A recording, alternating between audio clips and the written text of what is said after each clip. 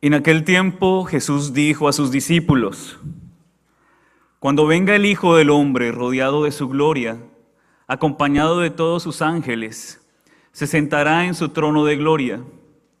Entonces serán congregadas ante él todas las naciones, y él apartará a los unos de los otros, como aparta el pastor a las ovejas de los cabritos, y pondrá a las ovejas a su derecha y a los cabritos a su izquierda. Entonces dirá el rey a los de su derecha: Vengan, benditos de mi Padre, tomen posesión del reino preparado para ustedes desde la creación del mundo, porque estuve hambriento y me dieron de comer, sediento y me dieron de beber, era forastero y me hospedaron, sediento, estuve desnudo y me vistieron, enfermo y me visitaron, encarcelado y fueron a verme. Los justos le contestarán entonces: Señor, ¿cuándo te vimos hambriento y te dimos de comer, sediento y te dimos de beber? ¿Cuándo te vimos de forastero y te hospedamos, o desnudo y te vestimos? ¿Cuándo te vimos enfermo o encarcelado y te fuimos a ver? Y el rey les dirá: Yo les aseguro que cuando lo hicieron con el más insignificante de mis hermanos, conmigo lo hicieron. Entonces dirá también a los de la izquierda: Apártense de mí, malditos, vayan al fuego eterno preparado para el diablo y sus ángeles, porque estuve hambriento y no me dieron de comer, sediento y no me dieron de beber, era forastero y no me hospedaron, estuve desnudo y no me vistieron, enfermo y encarcelado y no me visitaron. Entonces ellos le responderán: Señor, ¿cuándo te vimos hambriento o sediento, de forastero o desnudo, enfermo o encarcelado y no te asistimos? Y él les replicará: Yo les aseguro que cuando no lo hicieron con uno de aquellos más insignificantes, tampoco lo hicieron conmigo.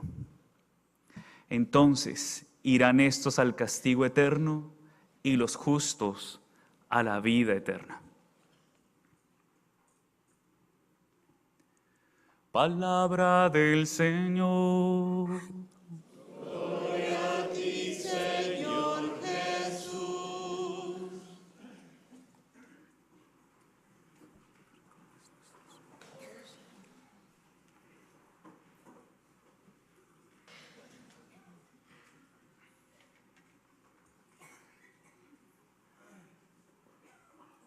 Bueno, todo se ha dicho. Y en este día particularmente escuchamos en la palabra del Señor, en esta solemnidad de Cristo Rey, que el Señor nos va a juzgar. Eso es una verdad, ¿sí? Es indiscutible. Vamos a tener un juicio. Nosotros vamos a tener un juicio, pero no es el juicio que nos estamos imaginando, donde vamos a tener un juez cruel y despiadado, buscando la forma de cómo condenarte. Escúchenlo bien. Todos nosotros seremos juzgados por el amor. Ese va a ser nuestro juicio. Todos nosotros seremos juzgados por amor. Dios es amor. Y Dios nos creó a nosotros y nos participó de su naturaleza de amar. Por eso todo ser humano tiene la capacidad de amar.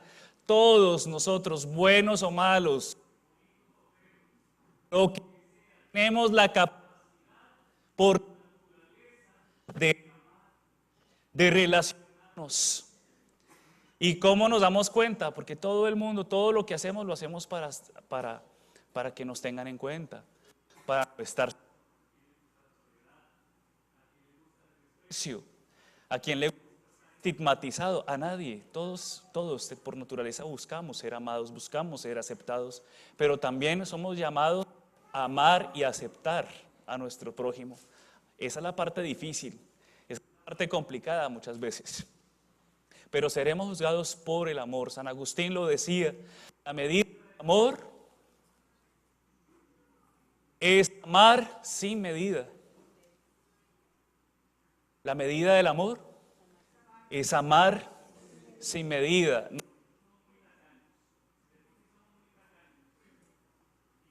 Lo dicho, no hay nada más terrible que tener un amigo tacaño. Se ahorra todo, se mete todo en el bolsillo para él. Y yo estoy hablando justamente de muchas veces tacañamos en el amor, en la disposición, en el servicio. Hay mucha gente que te adula, hay mucha gente que te aplaude, hay mucha gente que te alaba, pero eso no es garantía de que esa gente va a estar contigo en las buenas y en las malas. Eso no te lo va a garantizar. Y hay gente que te aplaude y te dice, eres una maravilla, pero en el momento en el que descubran que no eres una maravilla, sino que eres una persona real, pues muchos te abandonan, te van a dejar. Dios no nos abandona y Dios está con nosotros y camina con nosotros, ¿sí? Pero nosotros muchas veces parcelamos el amor, le ponemos cerca. Usted le pone cerca, ¿sí sabe qué es una cerca? ¿Cómo le diría yo?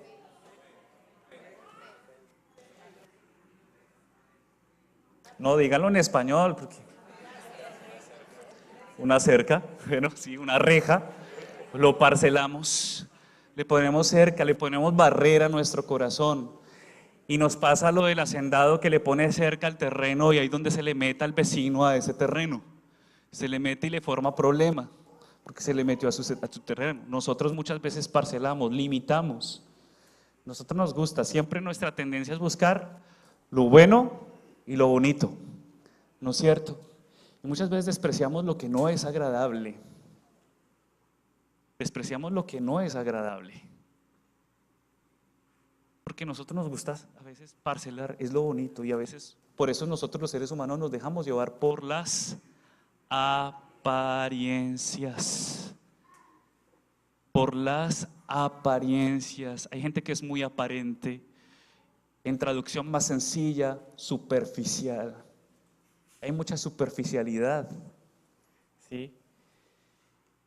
Mucha superficialidad cuando uno no está identificado justamente con lo que es y con lo que hace. Cuando uno no tiene una identidad, es decir, cuando no hay una coherencia entre mi ser y mi hacer. Y entonces se vive de la apariencia, de la superficialidad. Y eso nos hace cada vez menos profundos, menos reflexivos, menos observadores. Y lamentablemente cuando yo me miro o vivo en mi superficialidad, empiezo también a utilizar al otro para mi conveniencia, empiezo a ver al otro no en su dignidad, sino como un objeto del cual yo me sirvo para mi conveniencia. Para mi conveniencia. Y entonces pasamos, a este sonríale, porque no ve que se le puede dar un trabajo. Yo recuerdo una vez de seminarista que teníamos que hacer campañas, así como aquí en San Bonifacio, pero no lo van a creer aquí. Pero tenía una vez un compañero seminarista que teníamos que vender unas rifas. Y miren, no hay nada más terrible, yo les quiero confesar, no hay nada más terrible que vender una rifa.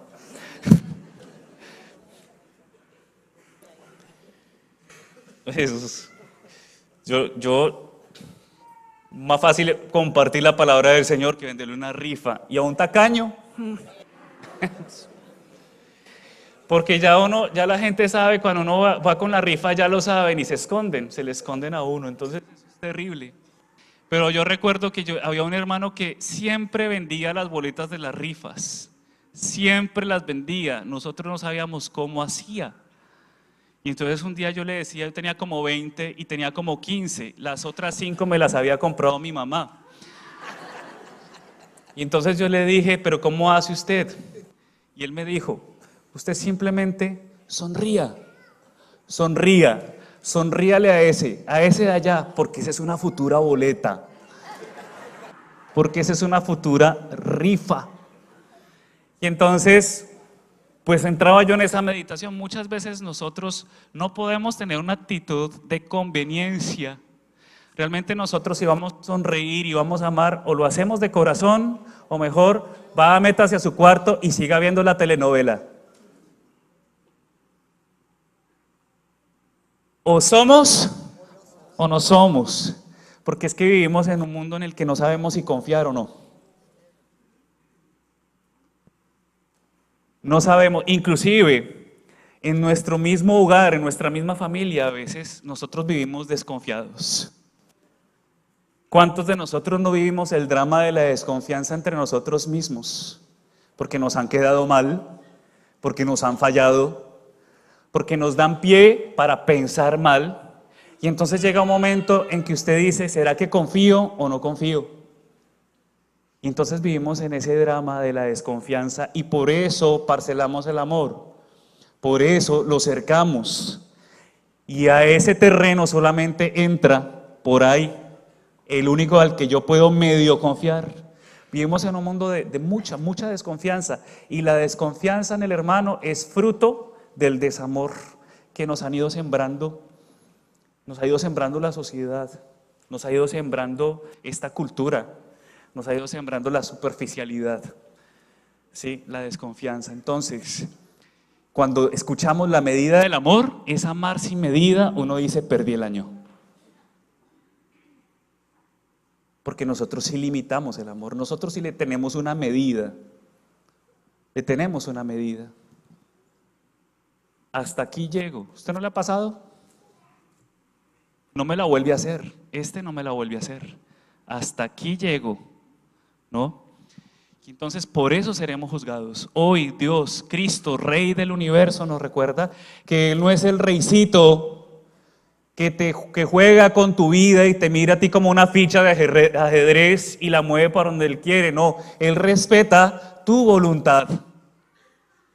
Respeta tu voluntad. Y aquí la providencia de Dios se vuelve eficaz en la medida en que tu voluntad entra en una comunión con la voluntad de Dios y descubres que eres feliz. Pero si tu voluntad no concursa con la voluntad del Señor, pues difícilmente Dios va a poder mostrar con eficacia su providencia. Punto. Tan sencillo como eso. Punto. Y entonces ese Dios no es el Dios que escogió como trono el dinero, el poder y el placer. Nuestro Rey del universo no escogió el poder, el tener y el placer, escogió como trono la cruz.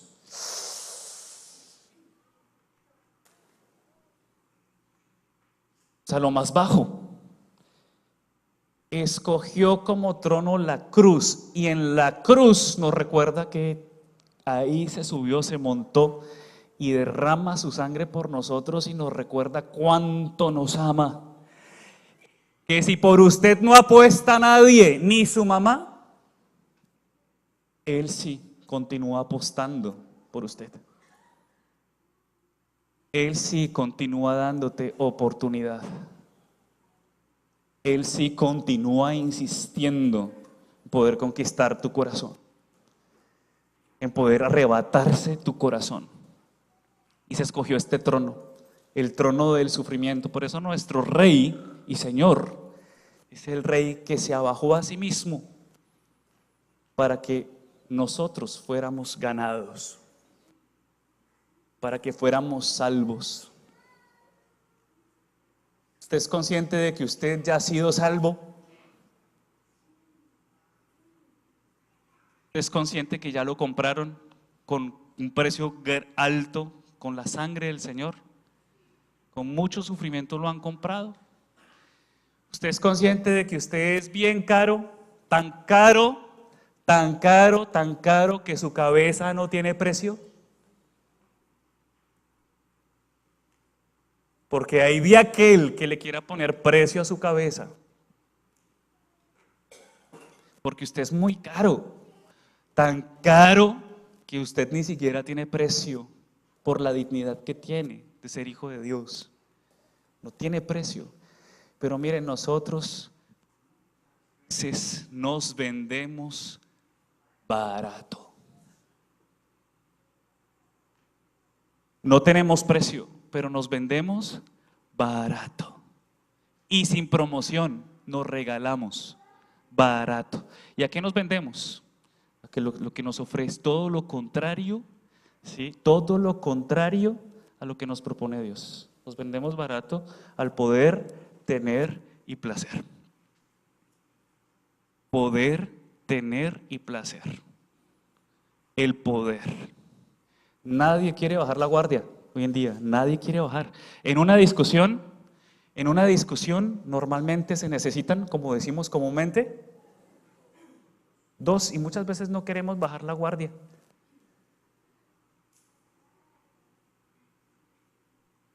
Preferimos hacernos matar antes que bajar la guardia, porque es que no queremos perder. En nuestro poder no queremos poder. Sí, yo recuerdo una vez también, una de estas historias de matarse. Una vez, una mujer y un hombre. Siempre hay una mujer metida en un cuento. No es por nada, mujeres, pero siempre hay una metida en un cuento. Y este cuento, imagínense, una mujer, y eso que no eran dos mujeres, porque cuando son dos mujeres, esto es bomba atómica. Yo tengo amigas que me dicen, yo prefiero tener amigos hombres que mujeres, porque entre mujeres nos matamos. Ustedes las mujeres no se rebajan ni media, entonces es un peligro. Dios santo, es un peligro. Entonces uno tiene que empezar, ¿sí?, por la gracia de Dios, pedirle que nos desarme el corazón. Pero la historia es que una vez estaba yo saliendo de un centro comercial y había un trancón, un tapón, un tráfico del lado de allá y del lado de acá de la calle, porque había una mujer en el carro que tenía que dar reversa y un señor que tenía que adelantar, pero que podía dar también reverso para poder darse el paso. Y era tan tremendo esa escena porque uno los miraba y se miraban a muerte estos dos. Esta mujer lo miraba a muerte y llegó un momento en que ella empezó a pitarle y él también le empezó a pitar y muévase usted, y la otra, no, muévase usted. Y llegó un momento en que la señora cogió y soltó la cabrilla. Yo no me voy a mover. Miren, duraron, yo me tuve que ir. Un tráfico tremendo porque ninguno de los dos quiso ceder. Ya estaban llamando a la policía. Y espiritualmente muchas veces nos pasa eso, nos pasa. ¿Saben cuál es nuestro poder? ¿Saben cuál es el poder del cristiano?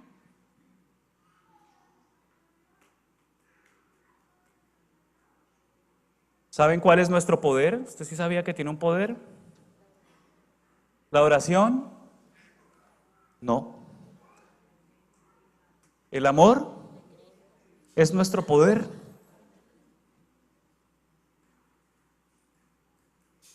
¿Saben cuál es nuestro poder? Y acuérdese muy bien de esto. Nuestro poder es no poder.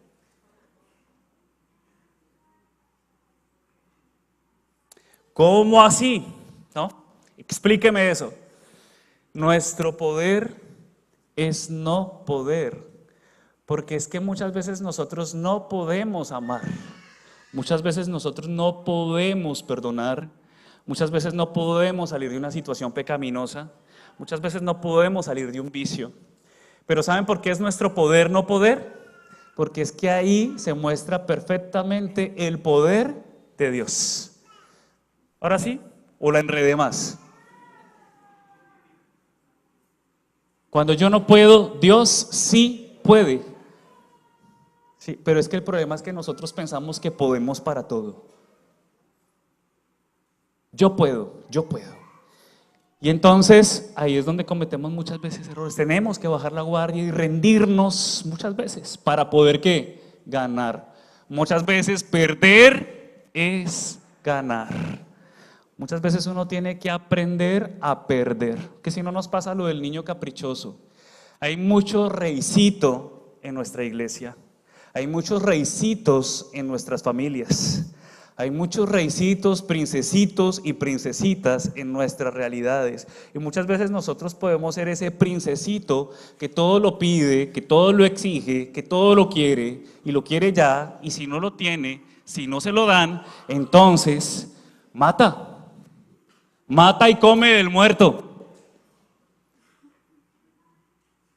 Y el reinado que el Señor nos pide, nuestra dignidad, no es ese tipo de reinado donde yo me valgo del otro para servirme del otro, sino para ser humilde, para servir. Quien no vive para servir, ¿cómo es? No sirve para vivir. Quien no vive para servir, no sirve para vivir. Y ese es el reinado, miren. Dios no les propone a ustedes Dios no les propone a ustedes que la cosa va a ser fácil. No va a ser fácil. No va a ser muchas veces fácil. Dios les propone la cruz, y en la cruz les propone la resurrección. ¿Sí? Por eso nosotros venimos a la iglesia no para que la cosa sea fácil. Nosotros venimos, nos acercamos al Señor para que Él nos dé la gracia, porque nosotros no podemos, yo no puedo, tú sí puedes. Yo no puedo, pero no nos acercamos a la iglesia para que sea fácil. Hay otras denominaciones que sí te ofrecen esa propaganda, ¿no? Sí te ofrecen esa propaganda, ¿no? Pare de sufrir.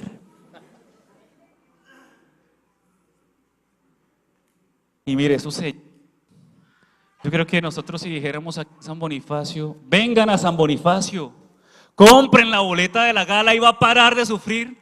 Dios mío, esto se llenaría. Pero no, aquí no les proponemos, no les damos promesas políticas, les prometemos a Jesucristo. Señor de señores, Rey de reyes, respuesta para el hombre.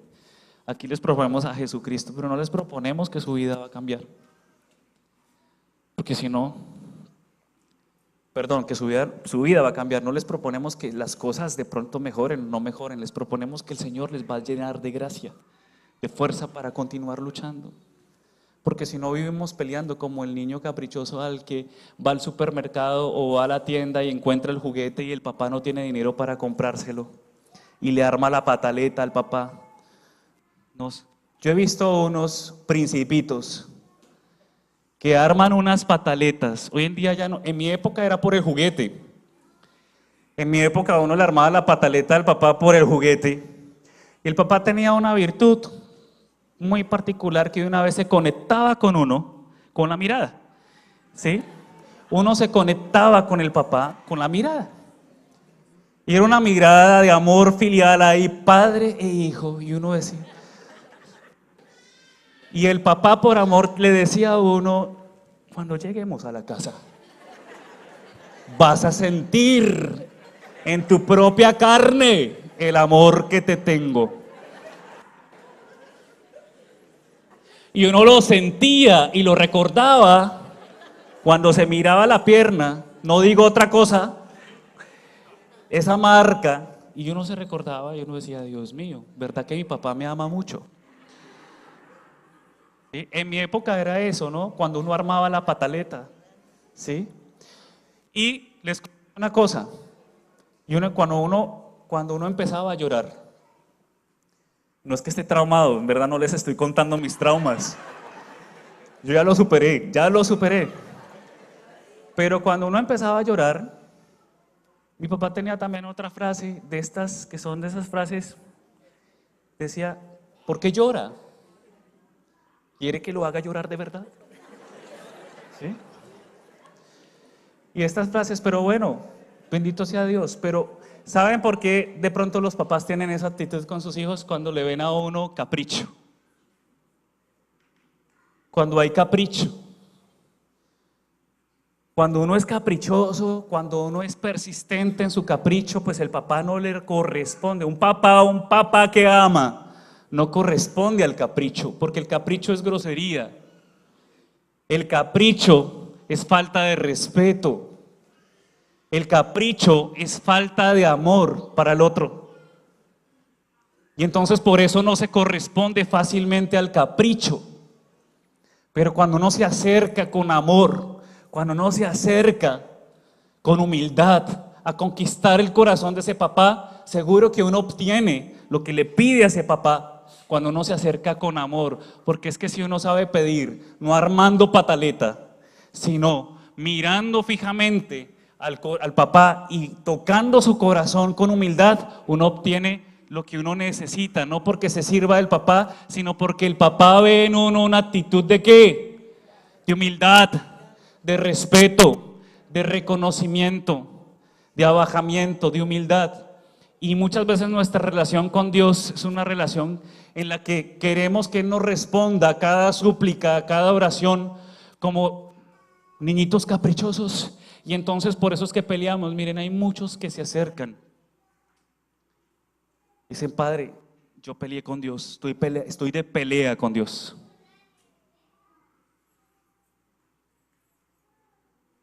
Ah, ¿por qué se ríe? Estoy de pelea con Dios. Y muchas veces pasamos esa etapa, la etapa adolescente de pelear con el papá. ¿Y por qué está de pelea con Dios? Padre, he hecho de todo. Hay gente que inclusive uno puede, he hecho de todo. De todo he hecho. Todo lo que ustedes me dicen lo hago, he hecho de todo. Y nada funciona. He hecho los sacrificios, ayunos, orado, he pedido por la conversión de mi marido, de mis hijos, de mi esposo, de mi esposa, he pedido para que todos vengan vengan a la misa, me acompañen, he pedido por muchas cosas, he pedido por mi trabajo. A veces hay unos que piden por el marido, otros que piden por la mujer, otros que piden por una familia, otros que piden casarse, otros que piden dinero, trabajo. Otros que piden y piden y piden y piden, y cuando ven que Dios no responde, pues entonces entran en una pelea y hacen de todo lo que les dicen, ¿sí? Yo recuerdo que uno empieza a hablarle a alguien y imagínese que estoy pasando por esto, pues réciele a San Antonio, réciele a San José, o haga esto o haga lo otro. Resulta que muchas veces Dios obra de una manera diferente en cada una de las almas. Y lo que le funcionó a él, lo que le trajo bendición a esta persona, no es lo mismo para usted, porque no hay santo repetido. Y entonces entramos en una pelea con Dios cuando Él no nos corresponde aparentemente. Yo les puedo garantizar, no hay una oración suya, no hay un sacrificio suyo, no hay un sufrimiento suyo, no hay un esfuerzo suyo o una intención suya que Dios no deje de escuchar. Y tarde o temprano Dios cumple sus promesas, porque Dios no es un politiquero barato. Dios realmente cumple sus promesas. ¿No ven que es el rey del universo? Dios cumple sus promesas. Lo que Él te promete, te lo da. Lo que Él te promete, te lo va a dar. A lo mejor no lo verás acá, a lo mejor lo verás arriba, en el cielo.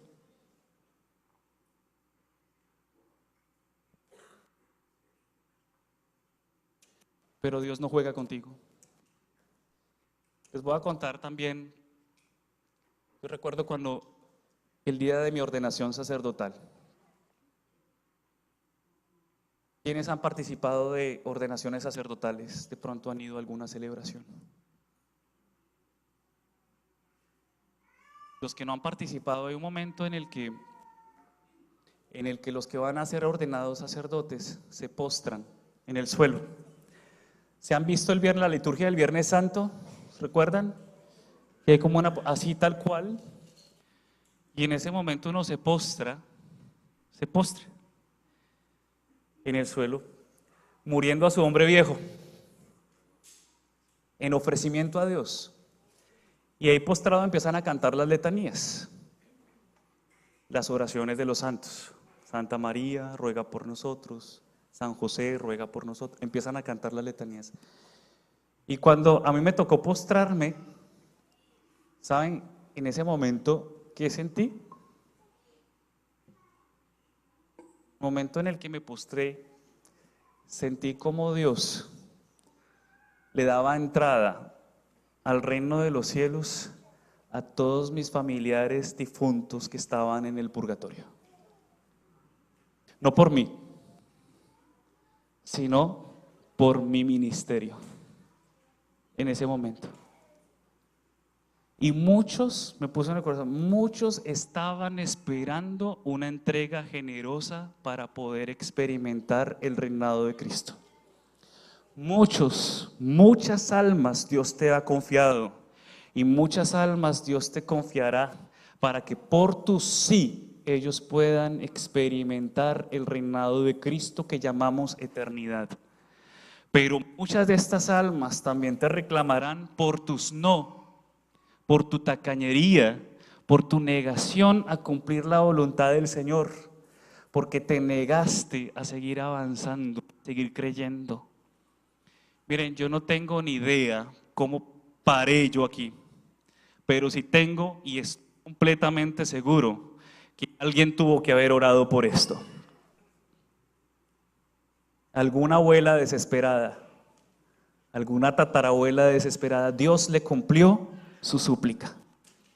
Por eso Dios siempre cumple sus promesas, sea ahora, sea después, porque Dios es el eterno presente, el eterno presente. El poder, el dinero, el placer, todo esto pasa, todo esto pasa. Y yo sé que de pronto puede sonar a frase de cajón y algo muy repetitivo y que ya hemos escuchado muchas veces. La juventud pasa, la belleza pasa, usted pasa, sus cosas, usted finalmente se da cuenta que pasa. Y si usted todavía piensa que no pasa, pues simplemente yo le invito a que se mire en el espejo y vea cómo el tiempo lo marca. Y cómo van pasando el tiempo, los años, y somos de paso. Somos de paso. Nadie es eterno. Nadie es eterno. No estoy cantando rancheras. Pero sí es una realidad. Dios es eterno y nosotros también somos eternos. No en este mundo, pero somos eternos en la presencia del Señor, en Dios. Por eso, por tu sí, muchos serán también salvos. Muchos experimentarán la salvación. Segundo, estamos llamados también a servir. Estamos llamados a hacer algo. No pasar nuestra vida sin hacer nada. Sí, sin hacer nada. Hay mucha fatiga inútil. Hay mucha inutilidad en nuestras vidas, en nuestra familia, y hay mucho por hacer. Y quedamos muchas veces inútilmente perdiendo el tiempo en lo que no tenemos que perder el tiempo. Inútilmente perdiendo el tiempo cuando el tiempo vale, ¿cuánto? Oro. Vale oro porque pasa rapidísimo. Cuando usted llega a una cita y le quedan mal, usted se enoja, ¿sí o no? Porque su tiempo vale oro, porque usted tiene que aprovecharlo para muchas cosas, pero cuando lo pierde inútilmente se va a dar cuenta que con el tiempo que no lo va a poder recuperar. Por eso el dicho, el tiempo perdido, los santos lo lloran. El tiempo perdido, los santos lo lloran. No podemos perder el tiempo mirándonos a nosotros mismos. No podemos perder el tiempo esperando a dar un paso. No podemos perder el tiempo aplazando lo que tenemos que hacer hoy. Aplazando los pasos que tenemos que dar ya. Aplazando lo que tenemos que asumir hoy. Porque lo que tú no haces hoy, no lo vas a hacer nunca. Yo se lo aseguro, lo que usted no hace hoy, usted no lo va a hacer. No lo va a hacer. Hay mucha gente que uno le dice, venga, lo invito a la iglesia. ¿Usted no le ha pasado que a veces invita y le responden, sí, voy a ver si puedo?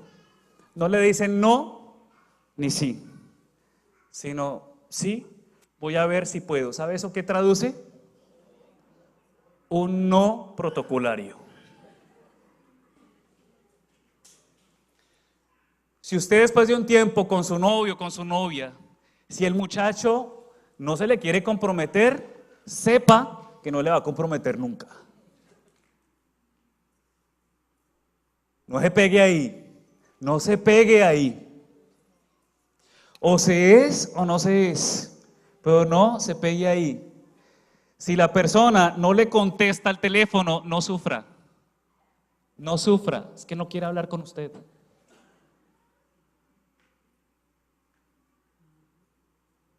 Y a veces sufrimos, miren, hay mucha susceptibilidad, hay gente que uno nomás la mira o no la mira y ya lloran. Y sufren. A veces nos apegamos, cuando un corazón se apega, ya sufre. Sepan que cuando tú te apegas, te aferras a alguien, a algo, o a lo que sea, vas a sufrir. Porque el amor no se traduce en apego, el amor es igual a libertad. La fe se vive libre, gozosa y espontáneamente. Una fe libre, gozosa y espontánea. ¿O a usted no le molesta cuando alguien hace algo de mala gana? Mi amor, salgamos a pasear. Bueno. Ni se le ocurre responderle así porque es peor.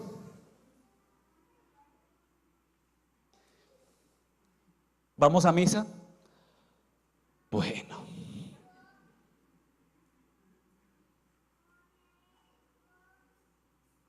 Y eso es tacañería.